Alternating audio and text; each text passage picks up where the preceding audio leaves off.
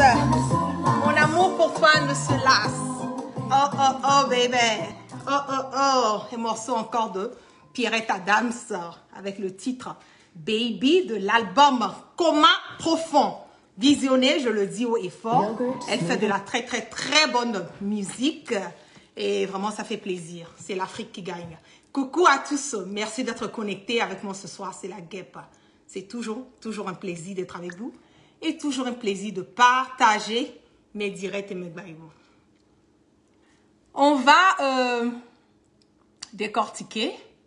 On va causer tout doucement. On va flamponner, faites monter le mercure.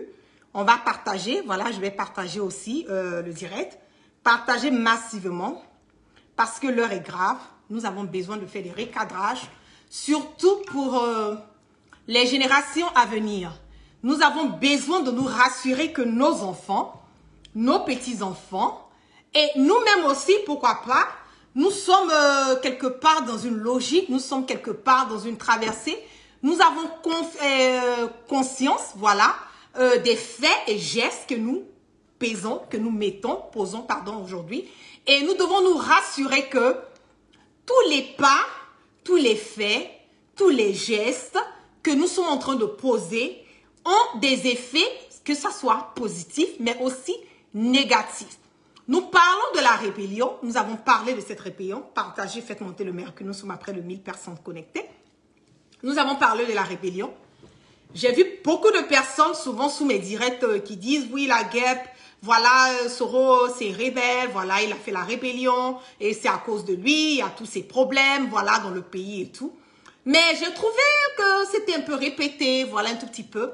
Je me suis dit, pourquoi ne pas faire un direct, parler un tout petit peu de ce qu'on appelle la rébellion, certes, ce qu'on appelle une résistance, parce que pour moi, une résistance et une rébellion, c'est la même chose, voilà et tout. Dans le passé, nous avons rencontré, voilà, beaucoup de problèmes dans notre pays, il ne faut pas que nous l'oublions aussi. Nous avons rencontré une période, nous avons vécu par une période où les Ivoiriens n'arrivaient pas à se reconnaître. Nous avons vécu une période où il y avait l'exclusion. Nous avons vécu aussi une période où des personnes qui portaient des boubous, il faut qu'on se dise la vérité, n'arrivaient pas à vaquer, voilà, à leurs occupations sans qu'on les marginalise. Nous avons vécu ça dans notre pays. Et le côté de la rébellion, pour moi, la rébellion était nécessaire. La rébellion était nécessaire le moment où elle a eu lieu. Nous ne supportons pas, nous n'encourageons pas, nous ne sommes peut-être pas fiers de cette rébellion, mais je peux le dire quelque part que cette rébellion a été vraiment nécessaire à un moment donné. Et le regret que nous avons de cette rébellion, c'est le fait que nous avons pensé que la Côte d'Ivoire allait aller de l'avant. Nous avons pensé que cette rébellion allait emmener un changement dans notre pays. Nous avons pensé que cette rébellion, après la rébellion, allait être quelque chose de nouveau pour la Côte d'Ivoire, être quelque chose de nouveau pour les générations, être quelque chose de nouveau aussi pour l'Afrique de l'Ouest. C'est-à-dire que la Côte d'Ivoire allait être un exemple pour dire que oui, ils ont connu la rébellion, ils ont connu vraiment des moments très critiques, voilà, dans le parcours, voilà, de leur pays, mais ils ont pu surmonter, ils ont pu poser des faits et gestes, ils ont pu quand même, voilà, la Côte d'Ivoire a retrouvé, voilà, son statut de référence. C'est ce que nous avons cru. Mais n'oubliez pas que quand certaines personnes disent que non, la rébellion, oui, elle n'était pas nécessaire, mais nous savons très bien que tout État, voilà, tout État, pour pouvoir avoir l'autonomie, pour pouvoir être indépendant, souvent, nous avons besoin de traverser des moments. Des exemples simples, que je ne vais pas être trop long, mais des exemples comme la guerre de 1775 à 1783, voilà, celle des États-Unis, où la France, les États-Unis ont combattu contre le Royaume-Uni. Voilà. Mais quel a été le outcome, quel a été le côté positif de cette guerre de 1775 à 1783? C'est le fait que les États-Unis ont pu obtenir leur indépendance. C'est ça aussi. Nous avons encore la guerre amérindienne de 1785 à 1793. Encore, quel a été le outcome pour les États-Unis? Il y a eu les traités de Greenville, il y a eu aussi le retrait de la Britannique. Donc, pour vous dire, Rwanda, voilà, Paul Kagame, il y a eu des morts entre les Hutsi et les Hutsi et les Hutsus, sur les Tutsis. Voilà, il y a eu toutes ces guerres qui se sont passées. Mais ces guerres ont mené quoi? Quel a été après ces guerres? Les États-Unis aujourd'hui, c'est la première puissance mondiale. Le Rwanda aujourd'hui est une référence au niveau de l'Afrique. C'est ça. Donc quand on fait des résistances, on fait des rébellions, c'est pour que le pays puisse avancer. Charles, comment il s'appelle, le colonel général de Gaulle, il a mené quoi? Une résistance pour emmener la France à avoir une meilleure vie. Donc nous avons tous ces exemples qui sont là. Nous ne devons pas voir le côté de la rébellion, le côté de la résistance. Nous avons le phénomène de Hitler qui était catastrophique, qui était plus que ce que nous avons connu partout dans le monde entier. Voilà. Mais qu'est-ce que ça a emmené? Aujourd'hui, la première puissance de l'Europe est quoi? Est l'Allemagne. Pour vous dire que il y a eu des faits et gestes dans le passé, il y a eu des résistances, il y a eu des rébellions qui ont mené les pays à pouvoir aller de l'avant. Mais ce que nous avons remarqué que la mauvaise gestion de l'après-rébellion par Ouattara est ce qui est en train de mettre nos pays à aller à la dérive. La gérance de l'après-rébellion par Ouattara est ce qui a mené les Ivoiriens aujourd'hui à être encore plus marginalisés que dans le passé. Et ce qui est encore plus grave, ce qui fait encore plus peur, c'est le fait que nous sommes en train de promouvoir le changement, certes. Nous parlons de vouloir faire la politique autrement. Nous parlons de vouloir instruire, éduquer cette génération et les générations à venir. Mais dans le même temps, nous trouvons que l'abnormal devient normal. Nous trouvons que ce qui était impossible, ce qui était pas acceptable dans le passé, nous sommes en train d'en mener, nous de cette génération et les générations à venir, à être OK avec certains faits et gestes que nous posons. Pour déduire un État comme on le dit, sans perte humaine, sans matériel, qu'est-ce que ces gouverneurs, ces leaders moribonds font? Ils instaurent la corruption, c'est déjà un. Ils détruisent le système éducatif et ils emmènent la génération à comprendre qu'il n'y a pas d'autre alternative. Ils emmènent encore la génération à comprendre qu'il n'y a pas une autre manière de faire la politique. Et il y a certaines personnes qui sortent souvent qui me disent « Ah, mais la guerre, oui, mais toi, tu n'es pas une politicienne. » Mais attendez là, on n'a pas besoin d'être un politicien. On n'a pas besoin d'aller à l'école pour apprendre la politique. On n'a pas besoin d'avoir un bac plus 5, un bac plus 6 ou bien avoir un PhD pour connaître ce que c'est que la politique. La politique, nous, ça fait part de nous. Voilà. La politique, nous croisons la politique partout. Même au marché, un exemple simple, nos mamans qui vont au marché, elles font la politique. Il faut marchander, il faut vendre ton article. Il faut démontrer que le produit que tu as est le meilleur. Il faut démontrer que le produit que tu as a le meilleur prix. Il faut faire la politique pour vendre ta marchandise. Même dans le temps, nos prophètes, le prophète, comment s'appelle, Allah subhanahu wa ta'ala, même le prophète Mohamed, père son âme, il a fait la politique. Même le prophète Jésus-Christ, il a fait la politique. Il a fait la politique comment? Il a posé des faits et gestes. Il a fait des miracles. Il a opéré des miracles dans la vie des personnes qui étaient autour de lui. Pour leur montrer que ce Dieu, ce miséricordieux, le Dieu que lui il prie là, c'est un Dieu qui est au-dessus de tout. Mais comment montrer aux gens? Il a fait une politique religieuse. Il a fait des miracles. Il a ouvert les yeux. Il a permis à des aveugles de pouvoir retrouver la vue. Il a ressuscité des morts. Ça, c'est la politique. C'est ça. Donc, on n'a pas besoin d'avoir des PhD. On n'a pas besoin d'aller à l'école pour pouvoir apprendre, comme on le dit, pardon, pour apprendre la politique. Notre vie, notre quotidien fait part. La politique est dans notre quotidien. Mais comment emmener les enfants de cette génération? Comment emmener les personnes qui ont quand même, comme on le dit, nos enfants, nos frères et tout, les emmener à comprendre que nous pouvons faire une politique, mais nous devons quand même préserver toujours notre dignité. Nous pouvons faire la politique. Oui, la politique, on le dit, ils sont donnant. Mais quand on arrive à un certain stade où nous avons la vie des Ivoiriens qui sont à jeu, quand nous arrivons à un certain stade où nous avons notre dignité qui est bafouée, quand nous arrivons à un certain stade où nous ne pouvons même pas regarder dans les yeux des autres personnes, des personnes autour de nous. Mais là, ce n'est plus de la politique. Là, ce sont les intérêts.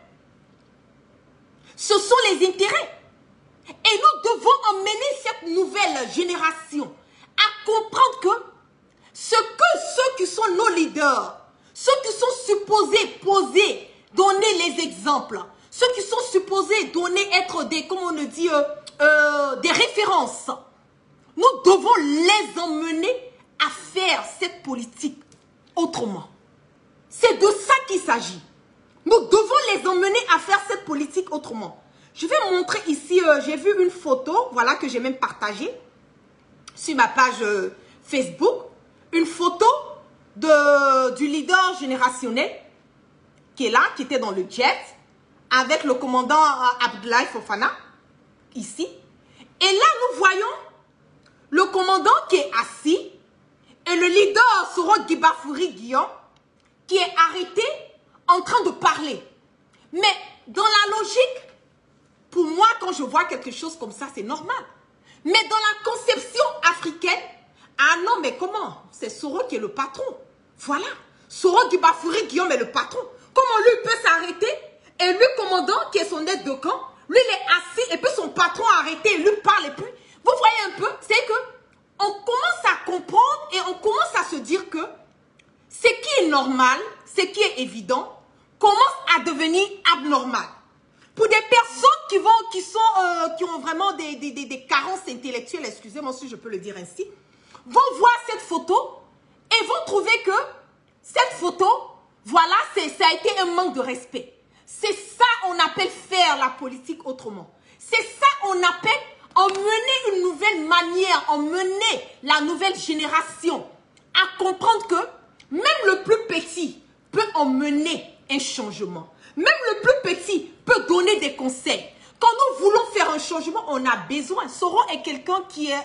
moi, c'est ce côté que je peux dire que j'aime bien chez Soro Guibafouri Guillaume. C'est le fait qu'il est quelqu'un qui écoute. Il est quelqu'un qui se dit pas, ah oui, bon, j'ai l'expérience. Oui, depuis la FECI, Soro, il a l'expérience dans ça. Voilà. C'est quelqu'un qui se dit, même le plus petit peut connaître certaines choses que moi, je ne connais pas. On ne peut pas tout connaître sur la terre. On ne peut pas. Et cette photo, pour moi, a été vraiment... voilà, je montre encore cette photo. Ça a été vraiment un signe d'humilité. Ça a été un signe pour nous montrer que lui-même qui est le patron, il a arrêté et il écoute son aide de camp qui est assis dans le jet. Mais il n'y a pas plus que ça. Il n'y a pas plus que ça. Aujourd'hui, on est en train de montrer, on est en train d'emmener les enfants, nos enfants, à comprendre que c'est OK de trahir. Nous sommes en train de promouvoir la médiocrité en ce moment. Un exemple simple. La dernière fois sur les réseaux sociaux, on a vu tout ce jeune homme qui avait le balai au cou, qui le balai a essayé d'attraper le cou parce qu'il y avait eu un problème, voilà, de vol d'argent. Et comme le balai attrape le cou, d'après ces personnes et tout, cela veut dire que ce monsieur a effectivement volé cet argent. Et malgré que le balai cirait son cou, ce monsieur continuait à dire que non, que lui n'a pas volé et tout. Mais regardez le boucan, regardez le buzz qui s'est passé sur les réseaux sociaux. Les gens applaudissent de partout. Ah oui, non, il est fort, malgré qu'il a volé. Non, il n'a pas reconnu, malgré que le balai a attrapé son cou. Il n'a pas reconnu. Non, il est fort. Même les chaînes de télé, les radios ont interviewé ce monsieur. Je ne vais pas dire son nom parce que je ne veux pas faire voilà, de la pub gratuite. Ils ont interviewé ce monsieur. Ils l'ont appelé la RTI. Mais j'étais choquée. Je vous jure que j'étais choquée. J'ai dit, mais attendez là. Mais où part le pays? Donc nous devons apprendre à nos enfants que oui, je ne sais pas s'il a volé ou pas, mais que c'est ok qu'on mette le balai, qu'on dise quelqu'un a volé et que la personne dit qu'elle n'a pas volé et qu'on applaudit ce fait, qu'on trouve que non, il est trop fort, il est trop puissant. Il a reconnu, il a dit non qu'il n'a pas volé malgré que le balai a attrapé son cou. Mais ce qui est encore étonnant, c'est que ça fait un buzz. On parlait de ça partout sur les radios, sur la télé. Je pense même que la RTI même sont allés même chercher à quelque part interviewer et tout ce monsieur. Et tout. Mais la semaine dernière, nous avons eu un cas où il y a eu un jeune qui a sauvé un enfant qui était tombé dans la lagune. Mais regardez, qui a parlé de ça? Qui a parlé de ça? Il n'y a pas eu de buzz autour de ça. Et aujourd'hui, cette génération est presque bafouée. Aujourd'hui, l'éducation, qui est la clé, qui est le noyau de tout État, est complètement par à la dérive.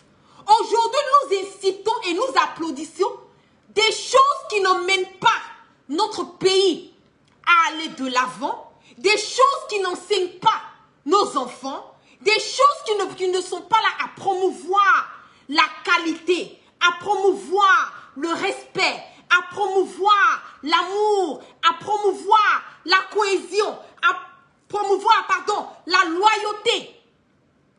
Ça n'existe pas. Et nous avons des leaders comme Mabry, Afi, des députés vendus, des ministres qui sont là, qui pensent à leur ventre, au lieu de penser à cette génération. Mais quel conseil nous sommes en train de leur donner? Quel conseil? Quel conseil nous donnons à nos enfants? Nous sommes en train d'emmener cette génération à être OK avec cette manière de penser que c'est OK pour toi de trahir sans être gêné. C'est OK pour toi de mentir sans être gêné. C'est OK pour toi d'être avec quelqu'un aujourd'hui, mais de chercher à tuer cette personne parce qu'on t'a proposé des milliards. Et nous le voyons comment? Parce qu'aujourd'hui, des personnes qui sont supposées être les leaders de notre pays, des personnes qui sont supposées être des références, des personnes que nous sommes supposés suivre, ne donnent pas le bon exemple. C'est ça qui est la vérité. Ils ne donnent pas le bon exemple.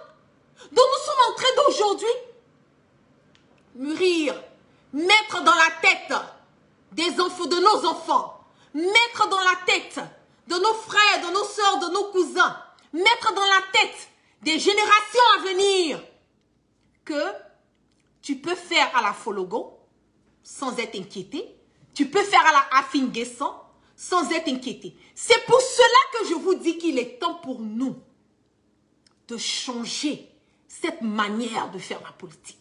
C'est pour cela que je vous dis que le combat que nous sommes en train de mener en ce moment et à cet instant T n'est pas un combat de leader, n'est pas un combat de Soro Gibafuri Guillaume, n'est pas un combat de Ouattara, n'est pas un combat de Afin Guessan, n'est pas un combat du président Gbagbo, n'est pas un combat de Mabry, n'est pas un combat de tous ces vendus, de toutes ces personnes aujourd'hui. C'est un combat pour libérer notre pays. C'est un combat générationnel. C'est un combat pour emmener, nous de cette génération, comme je le dis tout le temps, de comprendre que nous pouvons avoir des divergences sur le plan politique, mais notre dignité, notre loyauté ne doivent pas être des choses que nous allons sacrifier pour de l'argent. L'argent, aujourd'hui, tu as de l'argent. Quand tu enlèves 5 francs sur 1 million, ce n'est plus 1 million. Vous êtes d'accord avec moi? Quand tu enlèves 10 francs sur 1 milliard, ce n'est plus 1 milliard. C'est pour dire que la valeur de l'argent, oui, c'est important. Mais ta dignité, ta loyauté, rien ne vaut que ça. Aujourd'hui, la seule personne aujourd'hui qui est restée intègre, qui est restée digne, qui est restée, comme on le dit, dans sa logique. Je suis désolée, je vais frustrer certaines personnes, mais c'est le leader générationnel Soro Guibafouri Guillaume. Il est la seule personne. Merci Jeanne voilà, Touré qui parle de dignité, effectivement. La dignité. Il est la seule personne qui est restée intègre. Il est la seule personne qui est restée digne. Il est la seule personne qui n'a pas changé de parole. Il a dit haut et fort depuis le départ. Je ne suis pas d'accord avec la manière dont le pays est géré. Non, tu deviens RHDP où tu pars. Béa Koukouignon, merci, Coco, je te claque des bisous. Constant, c'est le mot. Il est resté constant. Il n'est pas d'accord. Il dit non, je ne vais pas adhérer au RHDP. Je n'ai pas mené ce combat pour que je puisse être quelque part, avoir la pression d'appartenir à un parti politique si je ne le veux pas. Il dit ok, c'est comme ça. On dit redonne le tabouret. Il dit ok. Il est parti. Jusqu'à présent, Soro n'a pas changé de parole. Il est constant dans ses faits et gestes et dans sa parole. Mais comment nous les Ivoiriens, nous pouvons voir quelqu'un de cette grandeur, quelqu'un qui a cette, comment on le dit, qui a cette manière, cette vision, et puis ne pas le suivre. Même si tu n'aimes pas Soro, même si tu n'es pas OK avec le fait que cette rébellion a existé, mais tu ne peux pas me dire à moi la guêpe que Soro Guibafouri Guillaume n'est pas resté constant. Tu ne peux pas me dire à moi la guêpe que aujourd'hui la personne qui pense à l'avenir de la Côte d'Ivoire, qui a laissé tous ses intérêts, qui a tout abandonné pour que nous les Ivoiriens, nous puissions avoir un lendemain meilleur, est Soro Guibafouri Guillaume. Même si tu n'aimes pas Soro Guibafouri Guillaume, tu ne peux pas me dire à moi la guêpe que Soro n'est pas un homme digne. Même si tu n'aimes pas Soro Guibafouri Guillaume, tu ne peux pas dire en ce moment et à cet instant T que Soro ne mérite pas la confiance de nous les Ivoiriens.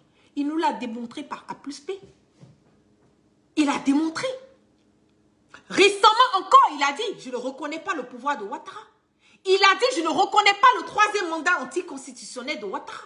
Il a dit, je ne pars pas aux législatives. Parce que pour moi, partir aux législatives veut dire quelque part accepter, valider ce 3e mandat qui a endeuillé les Ivoiriens. Ce 3e mandat qui a fait que nous avons un jeune qui a eu la tête décapitée. Ce 3e mandat qui a fait que il y a des personnes qui sont des exilés.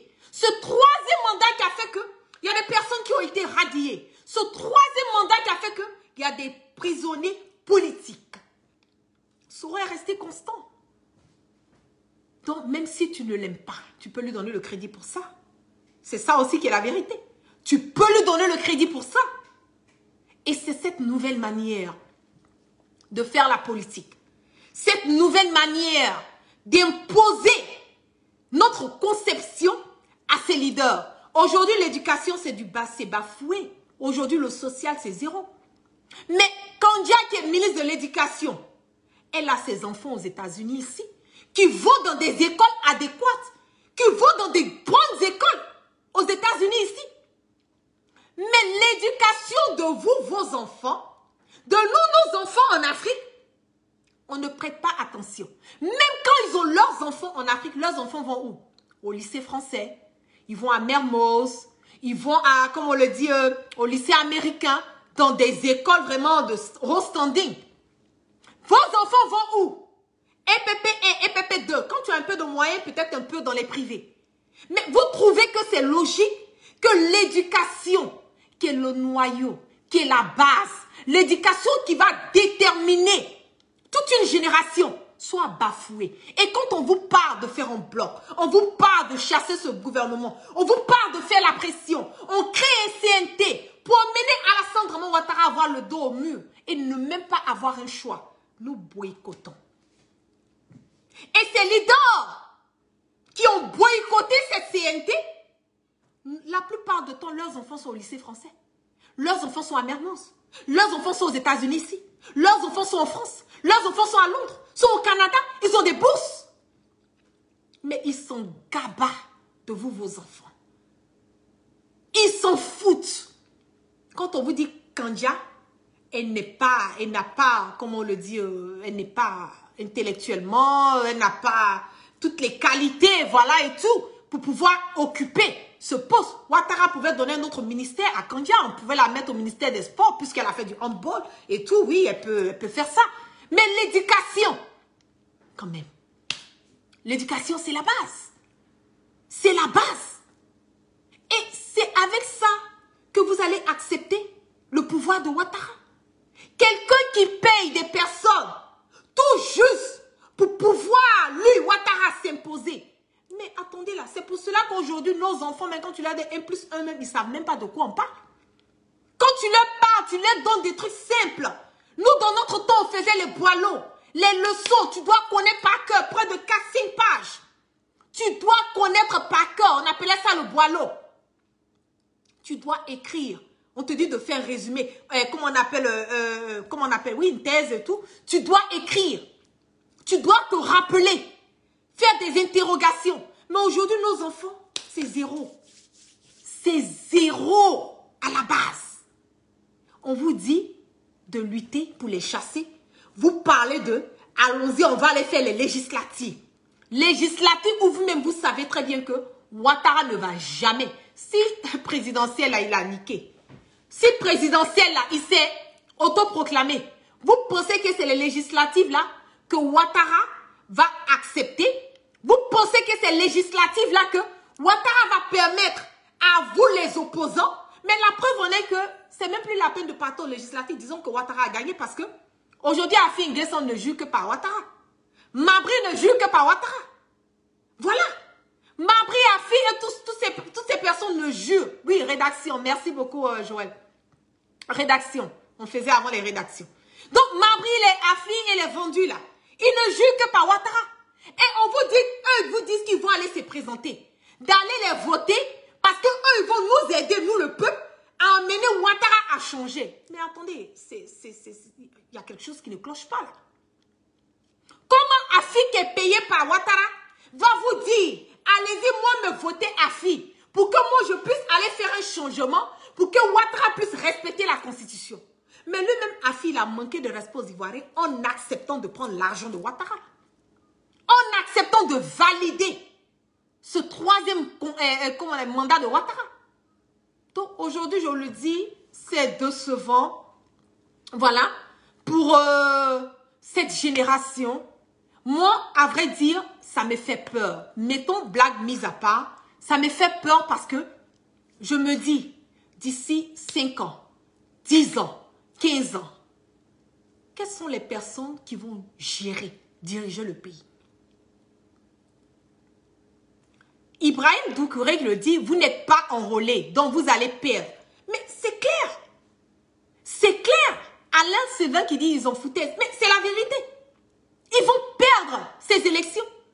Imaginez d'ici 5 ans, 10 ans, 15 ans. Qu'est-ce qui va se passer? D'ici 5 ans, 10 ans, 15 ans. Qui va gérer le pays? Parce qu'en ce moment-là, le côté éducatif, là, c'est zéro, hein. C'est zéro. Les générations, là, si nous ne faisons pas attention, que nous ne prêtons pas, nous ne faisons pas, comment on le dit, la pression pour que nos enfants puissent avoir une éducation adéquate, c'est du raté. Hein. Et quelles seront les personnes qui vont diriger dans 10 ans, 15 ans? Ce sont les enfants de ces leaders. Ce sont les enfants de ces députés. Ce sont les enfants de ces ministres. Ce sont les enfants de toutes ces personnes aujourd'hui qui sont en train de boycotter notre combat. Ce sont leurs enfants qu'ils ont envoyés aux États-Unis, qu'ils ont envoyés en France, qu'ils ont envoyés au Canada, qu'ils ont envoyés à Londres, ce sont leurs enfants là, qui vont venir encore gouverner, nous les enfants des pauvres. Donc, c'est-à-dire que c'est un cycle. Ça va toujours être comme ça. Ce sera la routine. Dans 10 ans, 15 ans, ça sera dur pour un enfant de pauvre de pouvoir, quelque part, se faire une place dans la société. Dans 5 ans, 10 ans, ça sera dur pour un enfant de pauvre qui est intelligent, qui est vraiment qui est bien, qui est intelligent. Mais le fait que c'est un enfant de pauvre, il n'a pas les relations, ça sera dur pour cet enfant d'être un ministre. Malgré même s'il a le bac plus 10. Même s'il a le bac plus 10. Ça sera dur.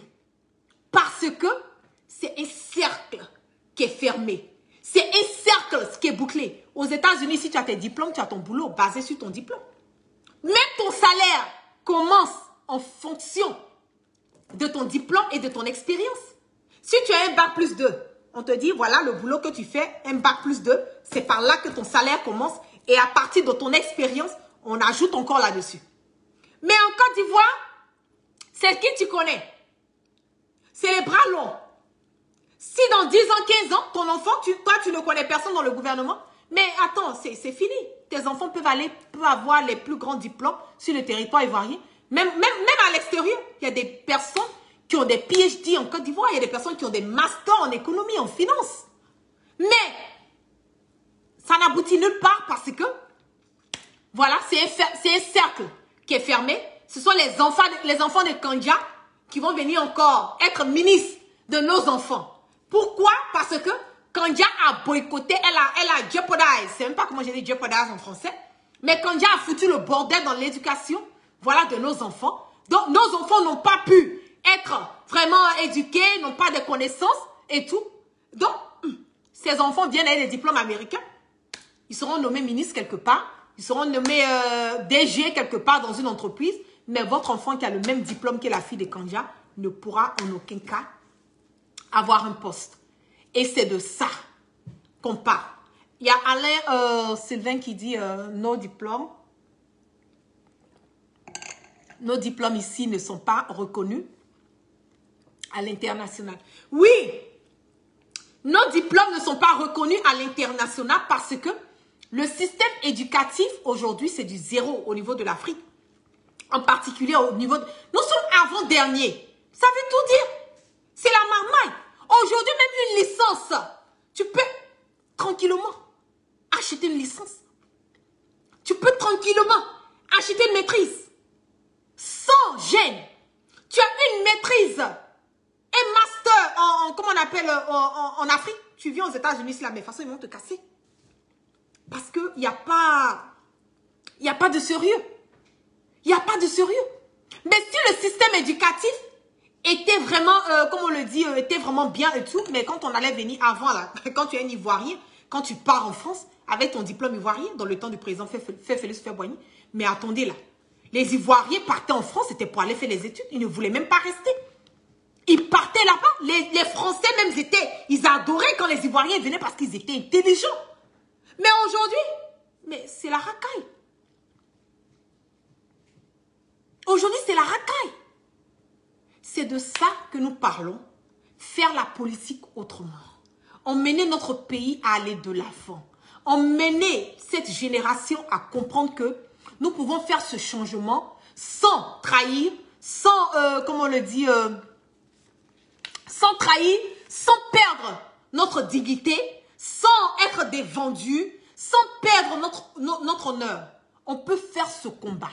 Et il est temps pour nous de se mettre ensemble pour pouvoir mener ce combat pour que le mal, la gangrène, le cancer de la Côte d'Ivoire et de l'Afrique, quand même que Ouattara puisse dégager de notre pays. Voilà quelqu'un en train de parler qui dit la guêpe rentre chez toi en Guinée. Mais moi aussi, moi je suis guinéenne. En ce moment-là, même toutes les nationalités même qu'on me donne à moi, je prends parce que franchement, avec cette politique ivoirienne, avec la Côte d'Ivoire qui part de mal en pire, mais c'est mieux de prendre la nationalité guinéenne même que d'être ivoirien même, souvent. Hein? Souvent, hein? Aujourd'hui, tous les pays limitrophes se moquent de nous les Ivoiriens. Oh, vous avez la grande gueule. Quand c'est pour danser, couper, décaler, là, vous êtes fort dedans. Mais à l'école, on dit vous êtes des avant-derniers. Vous pensez que ça, c'est une référence? Vous pensez que c'est un exemple? Vous pensez que c'est quelque chose à applaudir? On vous parle de ça? Non, il faut aller en Guinée. Mais si je vais en Guinée, là, il n'y a pas de problème. Les Guinéens vont me recevoir à bras ouverts. Moi, je ne fuis jamais mes origines. Si je suis guinéenne, je suis guinéenne, mais je ne suis pas guinéenne, je ne suis pas guinéenne. Voilà. Je suis d'origine sénégalaise. Je l'ai déjà dit haut et fort. Ou bien, je dois revenir encore là-dessus. C'est pas de ça. Levez un peu le débat. Élevons le débat. L'heure est grave. On parle de cette génération. On parle de l'avenir de nos enfants. Vous nous parlez de vin en Guinée. On n'est plus là. L'heure n'est plus à ça. L'heure n'est plus à ça. C'est décevant. C'est dommage. Nous devons être des exemples pour cette génération. Ne l'oublions pas. La rébellion, nous ne sommes pas fiers de cette rébellion, certes. Mais ce que nous avons cru que cette rébellion allait nous emmener là, la cohésion, l'amour, la fraternité, l'union, l'entente entre nous, Ivoiriens, du nord, du sud, de l'est, l'ouest et du centre, nous nous rendons compte que Ouattara est venu diviser les Ivoiriens de plus pouvoir régner. C'est de ça. Le mal que nous avons en commun aujourd'hui là, c'est Ouattara. Comment nous allons dégager Ouattara? Pendant que nous parlons de ça, nous avons des politiciens vendus, des politiciens qui sont inconstants, voilà, des politiciens qui sont payés, qui pensent à leurs intérêts. Maïmouna Sissé dit, comme moi, Sénégal. Ah, coucou ma soeur sénégalaise alors. Vous voyez?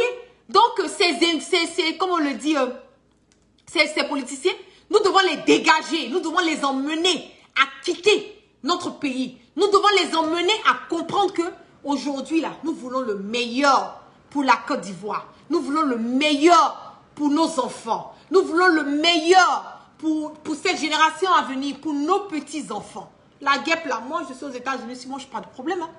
Voilà. Mais le combat, là, ça ne se limite pas à moi. Le combat ne se limite pas à Soro. Le combat ne se limite pas à, comme on le dit, à Président Bédier. Le combat se limite à tous les Ivoiriens qui sont épris de paix, qui veulent un changement. C'est pour cela on le dit, faisons un bloc, boycottons les législatives. Ceux qui veulent aller se présenter, qu'ils aillent se présenter parce que c'est valider le pouvoir de Ouattara. Mais nous n'allons pas, moi je ne contribue pas, je ne ferai pas la promo de qui que ce soit. Je ne veux même pas que quelqu'un m'appelle pour me dire à la guerre, voilà, je vais être député, il faut essayer de parler pour moi. Je ne le ferai jamais. Je suis nette et claire là-dessus. Chacun a su, voilà, chacun prend ses responsabilités. Je ne cautionne pas. Je ne valide même pas le troisième mandat anticonstitutionnel de Ouattara. Donc, ce n'est pas un député qui est en train de violer, qui est en train de quelque part concrétiser, qui est en train de valider ce troisième mandat que moi, la guêpe, je vais aller, comme on le dit, quelque part approuver. C'est impossible. Donc, on le dit, Ivoiriens, voient rien, mais j'espère que les Ivoiriens vont ouvrir les yeux, voilà, prêter plus attention, voilà, à ce qui se passe dans notre pays, parce que l'heure est grave et vraiment le pays part de mal en pire. Donc, merci à toutes ces personnes. Merci Jean Touré, dit bien parler, merci. Joël Kéman dit soutien, GPS toujours. Toujours. Ibn London dit partagez, partagez. Partagez massivement ce direct. Mettez dans les inbox, mettez dans les WhatsApp, dans les messengers, voilà, dans les groupes. Voilà, partagez, partagez, partagez massivement pour qu'au moins, voilà, nos infos puissent quelque part véhiculer sans crainte et sans peur. Donc, merci à mon élément pour les cœurs, pour les likes. Je te claque plein de bisous depuis ta position. Que Dieu veille sur toi. Et merci à toutes les personnes qui sont restées connectées. Voilà, sur mon direct. Merci, je vous claque plein de bisous. Excellente soirée à tous et bon début de week-end sous la protection divine. On part toujours sans crainte et sans peur. Et on part sûrement. Je vais jouer un dernier morceau. Voilà. Qui est là.